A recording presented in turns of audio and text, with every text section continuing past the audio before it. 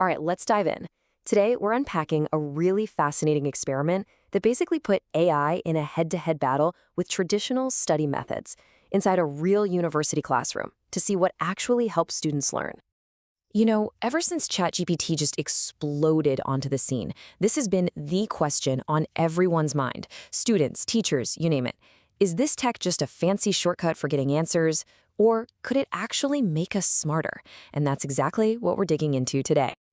So, when generative AI first crashed into the world of education, it was, well, let's just say it was chaotic. It kicked off this huge debate with some really strong feelings on both sides.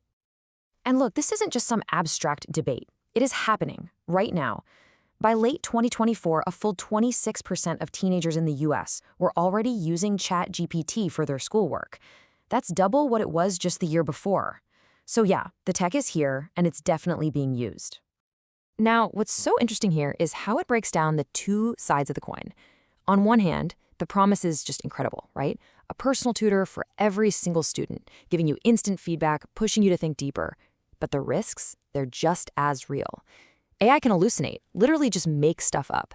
And there's a serious worry about students becoming way too reliant on it, leading to what some researchers call metacognitive laziness, basically getting lazy about thinking.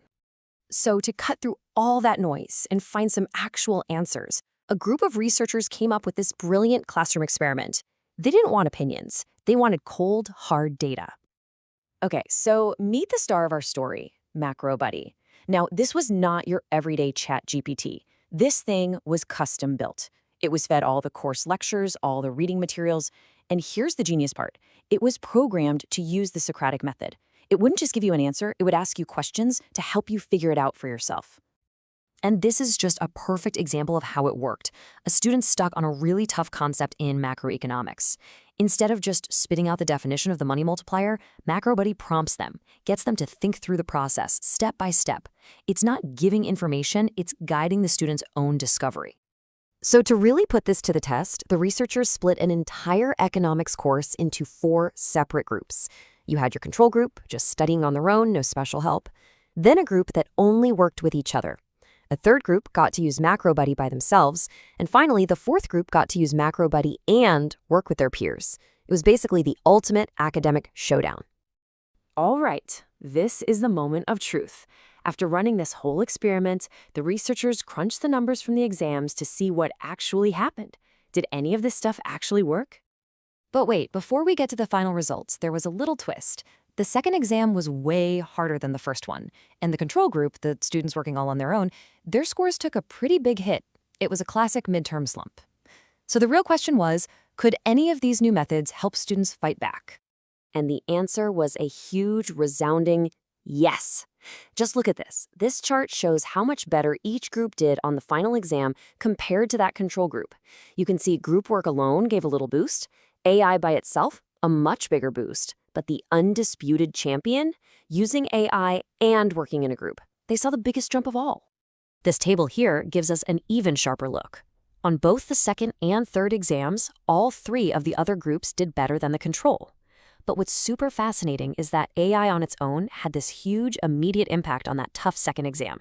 But then, by the final exam, that group that combined AI with talking it out with their friends, they pulled ahead with the highest improvement of all.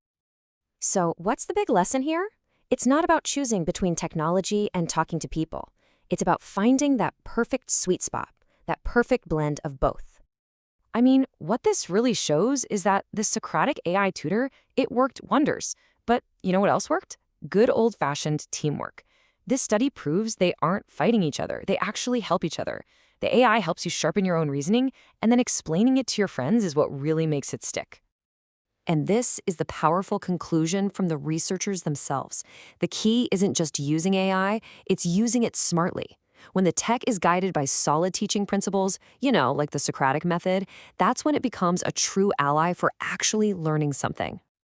This whole experiment really gives us a peek into a very different kind of future for education. One where the lines between studying by yourself, working with a group, and using technology start to get really, really blurry.